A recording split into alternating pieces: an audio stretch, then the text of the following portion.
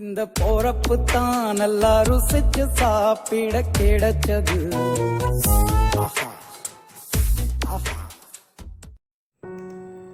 Hi friends, welcome to விருதை விருந்து.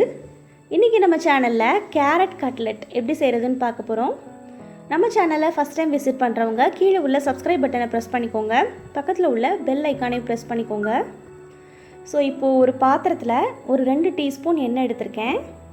எண்ணெய் நல்லா காஞ்சதும் ஒரு பச்சை மிளகாய், கொஞ்சமாக இஞ்சி ரெண்டையும் ரொம்ப பொடிசாக நறுக்கி இதில் சேர்த்துக்கிறேன். இது ரெண்டையும் நல்லா வதக்குனதும் ஒரு பெல்லாரி வெங்காயத்தை பொடிசாக நறுக்கி சேர்த்துருக்கேன். ஸோ வெங்காயம் நல்லா வதக்கிக்கோங்க, பொன்னிறமாக மாறுற அளவுக்கு வதக்கிக்கிறேன். இப்போ தேவையான அளவுக்கு உப்பு சேர்த்துக்கோங்க.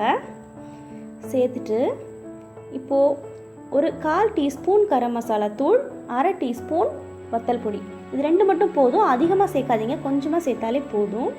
ஸோ இது நல்லா வதக்குனதும் ஒரு 1/4 கிலோ கேரட்டை நான் தோல் சீவி துருவி எடுத்து வச்சுருக்கேன். ஸோ இப்போ இதையும் நம்ம சேர்த்துட்டு நல்லா மிக்ஸ் பண்ணிவிட்டு லோ ஃப்ளேம்லேயே வச்சு ஒரு 5 நிமிஷத்துக்கு நல்லா வதங்க விட்டுருங்க. அவ்வளோதான், நம்ம கட்லெட்டுக்கு தேவையான ஸ்டஃபிங் ரெடி ஆகிடுச்சு. இப்போது நம்ம ஒரு பவுலில் ஒரு 1 டேபிள் ஸ்பூன் மைதா மாவு எடுத்து தண்ணி ஊற்றி நல்லா மிக்ஸ் பண்ணி எடுத்துக்கோங்க.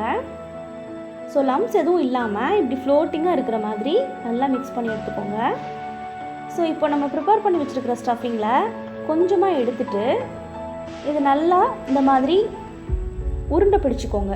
ஸோ வந்து உதிரி உதிரியாக இருக்கும். ஸோ வந்து நல்லா கொஞ்சம் அழுத்தம் கொடுத்தா தான் நல்லா வந்து பால் ஷேப்பில் வரும். ஸோ இப்போது இதை வந்து நம்ம ப்ரிப்பேர் பண்ணி வச்சுருக்கிற மைதா மாவு லிக்விடில் சேர்த்து இதை நல்லா கோட் பண்ணிவிட்டு பிரெட் க்ரம்ஸில் வந்து இதை சேர்த்துருங்க. இப்போது நான் 2 பிரெட் ஸ்லைஸ் எடுத்து மிக்சியில் ஒரு சுற்றி எடுத்து வச்சுருக்கேன். பிரெட் க்ரம்ஸ் வந்து வெளியே ரெடிமேடாகவும் கிடைக்கும், அதையும் நீங்கள் வாங்கிக்கலாம். ஸோ இப்போ இதில் ஃபுல்லாக நல்லா கோட் பண்ணிவிட்டு இதை கையில் வச்சுட்டு லைட்டாக ஒரு ப்ரெஸ் கொடுத்துக்கோங்க. இப்போது இதை எண்ணெயில் ஃப்ரை பண்ணி எடுத்துக்கலாம். எண்ணெய் நல்லா காஞ்சதும் ஒரு சைடு ஒரு 2 நிமிஷம் போட்டு ஃப்ரை பண்ணி எடுத்துக்கோங்க.